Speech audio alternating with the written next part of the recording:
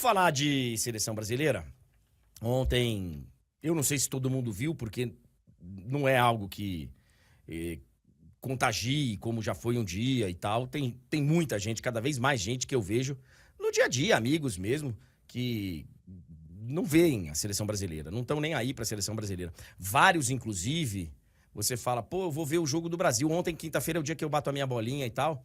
E eu falei pros caras, falei, olha, se eu estiver no primeiro jogo, dá tempo, porque aí eu vou ver o jogo às 9, começa a nossa pelada às 8, e aí se for o primeiro jogo, tudo bem, se for no segundo, aí eu não vou poder jogar, porque eu tenho o jogo e tal. E aí a galera, qual jogo, cara?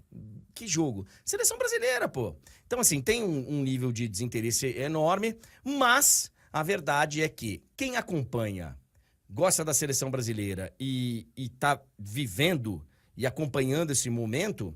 Ontem era um jogo daqueles. Inclusive, eu publiquei agora há pouco no meu Instagram. Quem quiser me seguir tá aí, ó, @AndréHenning10. E eu publiquei o seguinte, eu sei que tem muita gente, com razão, criticando a atuação da seleção brasileira, e a gente vai fazer isso aqui. Eu sei que tem muita gente falando que não temos um time e que foi na individualidade. Eu sei, nós vamos falar disso aqui. Mas eu queria também tentar analisar algo de positivo que aconteceu ontem. E, senhoras e senhores, o que aconteceu ontem de positivo foi o resultado. O resultado. O Brasil precisava ganhar a qualquer custo. A qualquer custo. A gente vai agora ter um outro jogo na terça-feira contra o Peru em casa, que é também um adversário fraquíssimo. O Peru não fez um gol fora de casa. O Peru tem 3 empates até agora na competição, em 8 jogos. O Peru joga hoje, tá? Ainda tem isso. Ainda vai vir pro Brasil mais cansado que os outros. Porque eu não sei por que esse jogo contra o Uruguai é hoje só. E não foi ontem junto com os demais jogos da rodada. Mas a verdade é que o Brasil, nessa data, pegou os 2 adversários mais fracos, mas um deles era o primeiro jogo, fora de casa, pressionado, o Brasil lá em 6º lugar. E o Brasil precisava do resultado. Ele veio. Como ele veio, a maneira que ele veio, a gente vai falar bastante aqui. Mas era muito importante trazer os 3 pontos na bagagem. Era muito importante. E a seleção brasileira conseguiu ontem de virada, lá em Santiago, esses 3 pontos. Beleza, essa é a notícia boa, tá? Essa é a notícia boa. Eu acho que a gente pode colocar aí junto, os jogadores tiveram vontade. Eu vi vários jogadores que não se esconderam do jogo, não tiveram desempenho compatível com o que nós esperamos deles. Mas não se esconderam, correram. Ok. E deu de notícia boa, tá? E deu de notícia boa. Infelizmente. Porque o futebol, mais uma vez, foi muito pobre. Muito pobre. Muito. A seleção brasileira, esse título é fácil, né? Venceu, mas não convenceu. E não fosse o Chile um adversário bem fraquinho, a seleção brasileira teria se complicado. Porque o Brasil conseguiu, e agora eu vou começar a descascar, tá? O Brasil conseguiu a proeza de tomar um gol com 1 minuto e 10 segundos de partida, num jogo que era de vida ou morte, que você tem que entrar na partida como se fosse o último jogo das nossas vidas. E o Brasil consegue tomar um gol com 1 minuto. Um gol que tem algumas falhas individuais. Começa com uma falha de marcação lá na esquerda, porque o lateral ele acompanha quem vem por dentro e quem tá fora fica livre para fazer o cruzamento. O cara cruza atravessando a área e pega o cara nas costas do Danilo, que também falhou, para tocar de cabeça praticamente livre. Então tem a falha na marcação lá do lado esquerdo, que eu não sei se é do lateral ou não, porque eu não sei o que tá combinado lá na seleção. Se o lateral acompanha o de dentro, se alguém tinha que acompanhar quem vinha por fora. Mas tem uma falha lá. Tem uma falha aqui do Danilo, que a gente vai ter que falar sobre isso. E tem uma falha do Ederson. Que é a pior de todas. Provavelmente. Eu acho que a do Danilo e a do Ederson, lá eu não sei dizer quem falhou. Eu acho que na esquerda também... é mais uma falha coletiva do que individual. É claro que dentro de falhas coletivas você tem os erros individuais, mas acho que foi mais um problema coletivo ali, André. Sim. Assim, ó, dentro do meu racha, no campeonato que eu jogo e tal, eu jogo de lateral. Então ali, é claramente ali uma falha de ou comunicação ou porque naquele momento o zagueiro tá conversando e você tá conversando com o zagueiro, ó, eu vou vir no de dentro, ó, acompanha o de dentro. Você ficou com 2 pra marcar, você tem que escolher um. Normalmente você escolhe o de dentro, se ele tá com a bola, porque ele tá mais próximo e tem uma condição melhor pra chutar no gol, enfim. E tendo que escolher um dos dois, você acaba deixando o que tá fora livre. Só que não deveria estar livre, né? Não deveria ter ficado 2 contra 1. Enfim, é uma falha ali de marcação de um sistema defensivo do Brasil. Agora, a do Danilo, que o cara vem nas costas dele, o cara mais baixo que ele, e a do Ederson, eu achei uma falha assim. Eu não posso dizer que foi frango. Acho que a gente tá naquele patamar, né, o Tulhão? Um antes do frango. Que é uma... Ah, dava pra pegar. Ah, tinha que pegar. Enfim, eu acho que não chega a ser um piruzaço, né? Um frangaço. Mas eu acho que... É porque um goleiro do nível dele, né? Titular da seleção brasileira nesse jogo, a gente espera que ele consiga fazer algo melhor, né? Acho que ali dava realmente pra ter feito algo melhor. Você pode entrar nessa discussão se foi falha, frango e tal, tentar ranquear. Mas que era uma bola defensável para um goleiro do nível dele, isso acho que é muito claro. Eu acho. Se bem que é uma bola que vai no contrapé e tal, os goleiros vão dizer que... Mas ela vai muito lenta, André. Também acho. Por mais que várias explicações apareçam, eu acho que não justifica tomar o gol. Dito isso, o Dorival na coletiva, ele fala, pô, a gente tem que estar concentrado e tal, desde o início. Não pode um gol desse contra uma seleção melhorzinha, não é nem muito melhor. Um gol desse contra uma seleção melhorzinha, acabou, o Brasil tá eliminado da Copa. Um gol desse numas oitavas de final contra um time mais ou menos, acabou. Estamos fora da Copa. 1 minuto de jogo. Aí ele destaca que o Brasil, teve personalidade porque do jeito que o Brasil tava, né?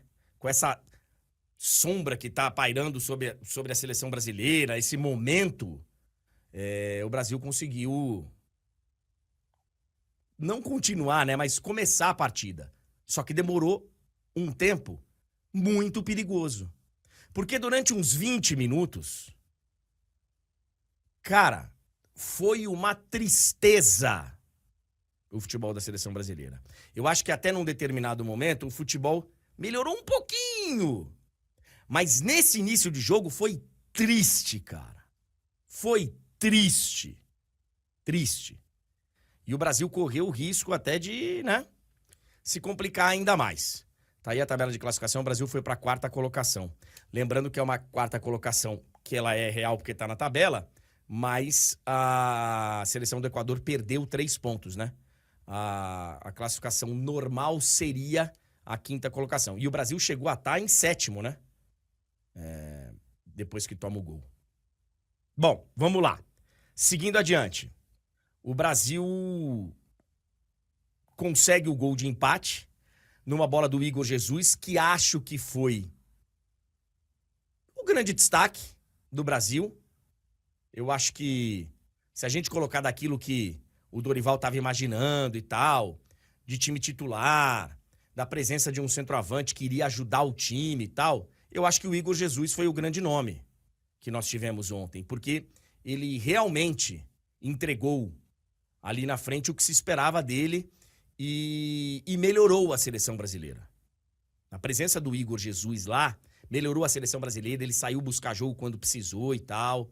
Então, o lance sai de uma assistência, né, de um cruzamento do Savinho, que foi um cara que não acertou muito, mas procurou bastante o jogo, tentou. E eu prefiro que o cara tente e erre do que só toque de lado. Eu acho que em vários momentos ele escolheu mal a jogada, enfim. Mas foi do pé dele que veio um bom cruzamento de perna direita pro gol do Igor Jesus. Empatamos a partida. Eu vou colocar um asterisco aqui nesse empate, porque eu acho até que passou meio batido por muita gente. Só que assim, ó, foi pênalti no Chile lá no início da jogada, tá? Do Paquetá. E o árbitro estava muito bem colocado, estava na frente do lance, ele manda o jogo seguir.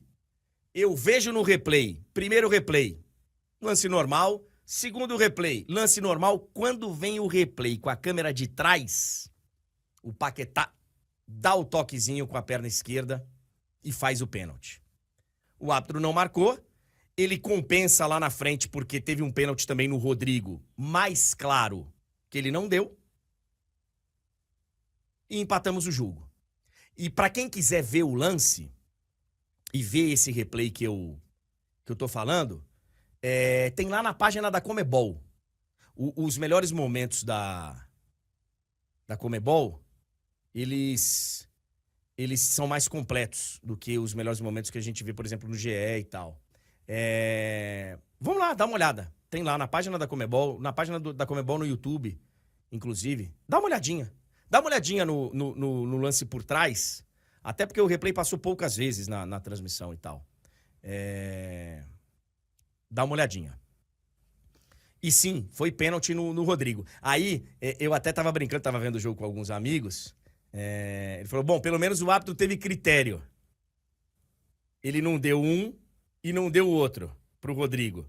Ele teve um critério. Ele errou nos dois. Mas seguiu o jogo e gol do Brasil, empatamos.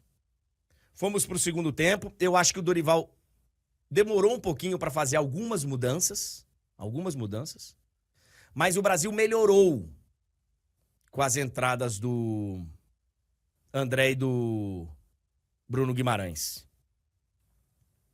Do André e do Bruno Guimarães, não, do Bruno Guimarães e do Gerson. O Brasil melhorou.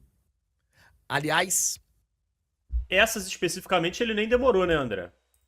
Essas ele fez no intervalo. Eu acho que ele demora um pouquinho depois e depois acho que ele nem mexe certo. Porque ele acaba tirando o Igor Jesus logo depois que ele coloca o Luiz Henrique. E os dois que jogam juntos no Botafogo, acho que ficaram juntos em campo 7 minutos. Tinha que aproveitar um pouquinho, né? O entrosamento dos dois. E aí, o Tulhão, eu acho assim, ó. O Paquetá tomou cartão amarelo, tá, gente? O Paquetá tomou cartão amarelo e ele tá suspenso do jogo contra o Peru. E eu até falei isso ontem, a gente tava batendo papo, que o Brasil tá cheio de desfalques, né? Da convocação original. E assim, poderia ser pior caso o Brasil tivesse um time já, né? É que o Brasil não tem um time, então os desfalques podem acabar ajudando o Dorival a encontrar um time. Porque aí as ausências, elas são necessárias, né? E eu acho que esse vai ser um caso, o Túlio. Eu não tenho bola de cristal, apesar da minha cabeça parecer uma. Eu não tenho bola de cristal. Mas eu acho assim, ó. Os dias do Paquetá como titular da seleção brasileira estão contados. Eu acho. Tenho a mesma sensação, André. Eu acho que os dias estão contados do Paquetá. E assim, a depender do desenrolar da situação toda, pode ser até mesmo que na seleção, assim, aí não contados para sempre, mas acho que não seria nenhum absurdo imaginar que na próxima convocação ele sequer estivesse presente. Porque eu acho que a pressão do motivo extracampo tá cada vez maior, né? O burburinho tá ficando maior, então eu acho que isso pesa muito. E em campo ele não tá justificando você comprar esse barulho, né? Porque uma coisa é se o Paquetá estivesse jogando pra caramba, o Dorival ia falar, pô, não, vou bater no peito e vou bancar apesar de todo esse problema com o caso dele. A partir do momento que ele não tá rendendo em campo, eu acho que fica difícil de comprar essa briga, né? Então acho Sim. que difícil de imaginar. Ele volte na próxima. Eu também acho que é perfeitamente plausível ele não ser convocado para a data de novembro aí, para a data FIFA de novembro. Atenção, eu não estou falando do extracampo, tá? Eu acho até que influencia, como você disse. Tô falando de bola mesmo. De bola. Tá devendo. E. Enfim. E ele toma o cartão. E pelo amor de Deus, tá, gente? Eu não tô querendo dizer nada. Mas ele toma um cartão com 4 minutos de jogo, né? Eu acho o Paquetá um muito bom jogador, tá? Excelente jogador. Só que ele é afobado, ele comete muitas faltas bobas, tanto que tem alguns momentos do jogo que os jogadores do Chile fazem pressão ali, tentando cobrar um segundo amarelo pra cima dele. Tem um lance que você falou aí desse que uma galera no chat concorda contigo, acho que foi pênalti, outra não. Eu acho que é um lance, tanto esse quanto o Rodrigo, que o jogador que tá sofrendo a falta valoriza demais. Acho que talvez isso tenha pesado pro árbitro não dar nenhum dos dois lances, né? A gente sabe que muitas vezes o árbitro faz isso, enfim. Mas ele flertou ali, até mesmo em algum momento ali, talvez esteja exagerando um pouco, mas ele até chegou a flertar, né, com o segundo amarelo no jogo.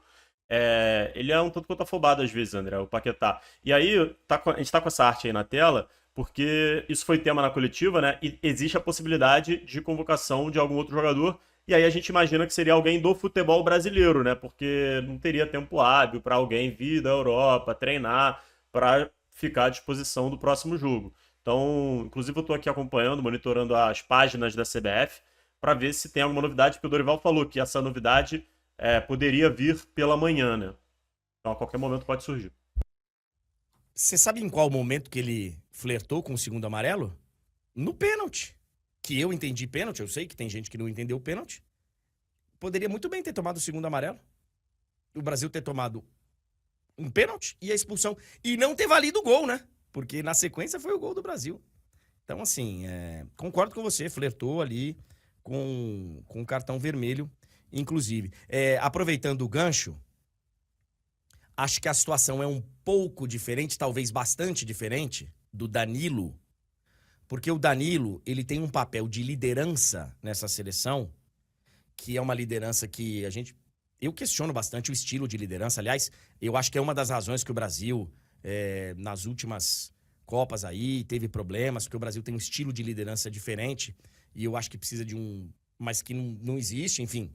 Eu acho que liderança tem muito a ver com o momento que a seleção brasileira vem vivendo e viveu nos últimos tempos. Mas o Danilo, por alguma razão, ele tem uma importância para esse grupo da seleção brasileira por conta da liderança. Porque, sendo bem sincero, e eu acho assim, eu não gosto de muito jogador perseguido que é útil para o time. Eu acho que o Danilo foi um cara útil. A gente adorava bater no Alexandro, que foi um cara útil. E vários. Tem um estilo de jogador, né? Que ele não aparece muito pra torcida, mas que todo treinador gosta de ter e tal. Na bola, nada justifica a presença do Danilo na seleção brasileira. Não justifica. E ele tem sim um papel de liderança que a gente daqui de longe pode questionar, mas ele não tá liderando a gente.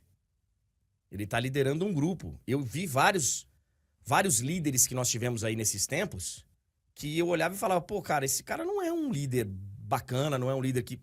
Mas ele não tá me liderando, ele tá liderando uma outra galera que o tem como referência.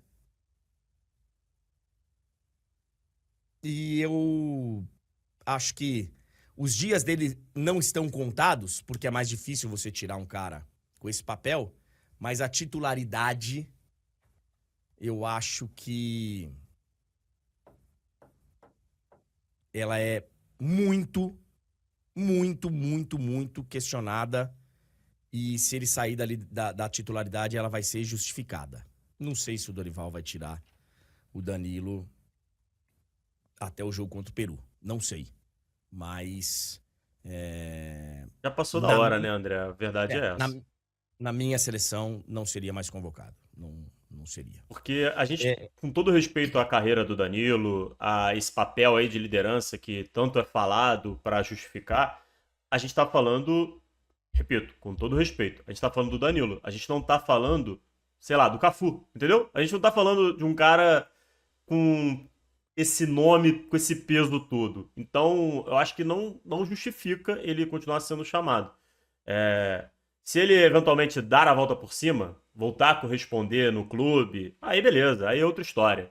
Mas eu acho que enquanto ele não der essa resposta, eu acho que ele deveria sim dar espaço. Até porque é uma posição que a gente precisa de renovação, que a gente precisa de um nome que passe confiança.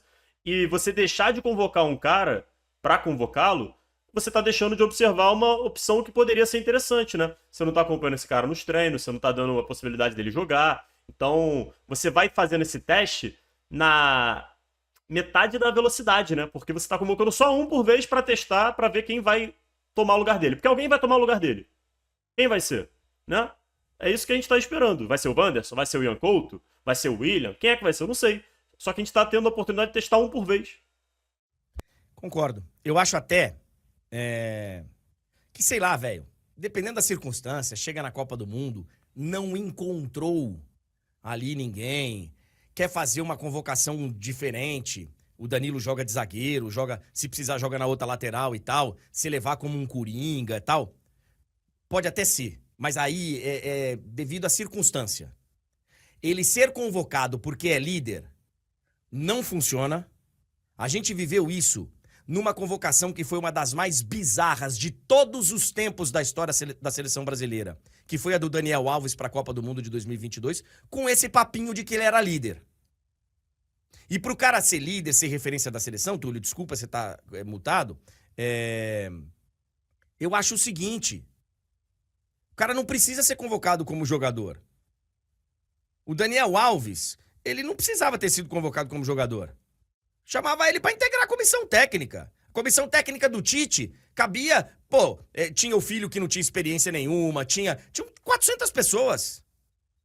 Agora a gente queima uma vaga de jogador, e tô falando aqui de Copa do Mundo, tá?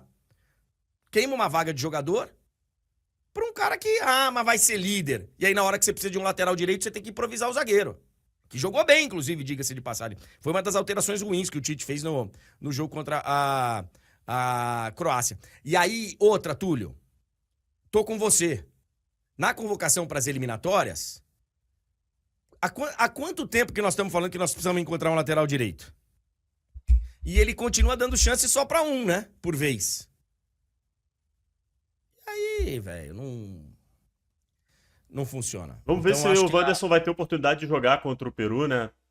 Não sei, espero que sim. E você tocou num ponto importante, era isso que eu ia falar aquela hora, que foi dessa possibilidade do Danilo ser aproveitado em diferentes funções porque ele tem essa polivalência, né? Eu acho que se o Brasil vir a jogar em algum momento com 3 zagueiros, ele pode até ser uma opção interessante, tá? Como zagueiro, mas acho que como lateral não cabe mais. Esse é o grande ponto. Eu acho que é isso, porque até para uma convocação de Copa do Mundo, como é um cara versátil, é um cara que tá jogando ali né? Eu acho que Mas eu acho que ele não chega na Copa, André. Acho que não. Acho que se tudo der certo, ele não chega. Mas vamos ver.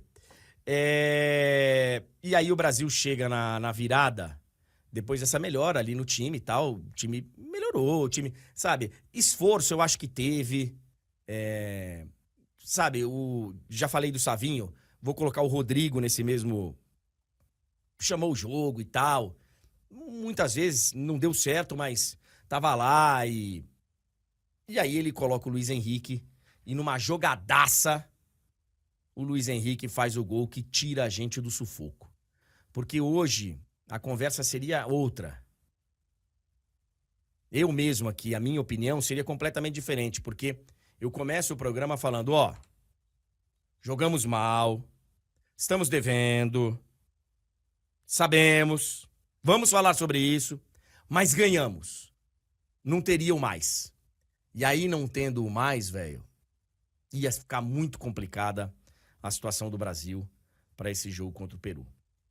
Eu espero mudanças para esse jogo. Eu espero mudanças. E, assim, eu não sei o que ele vai fazer aqui, por exemplo, do lado direito. Entre Savinho e o Luiz Henrique. Eu acho que o Savinho não jogou mal diante da atuação de todos e tal. Longe de ter sido espetacular. Não jogou mal. Mas eu acho que a justiça tem que ser feita. Eu acho que o Luiz Henrique poderia começar o jogo. Eu acho que ainda tem que acertar o posicionamento do Rafinha. O Rafinha não estava jogando como ele joga no Barcelona. Ele estava mais à frente ali.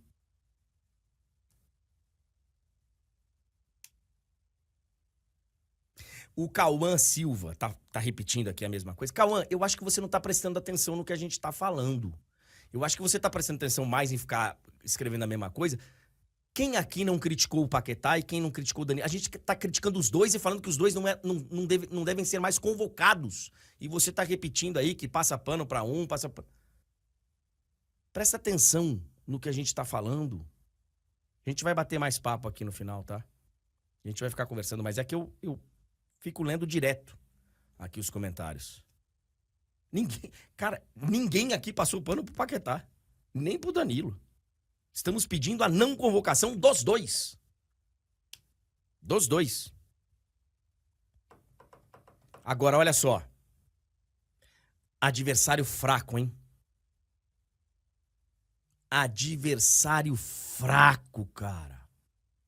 Fraco. E vou te dizer mais. Ô, Túlio, eu tô no chat ao vivo. Já aprendi essa.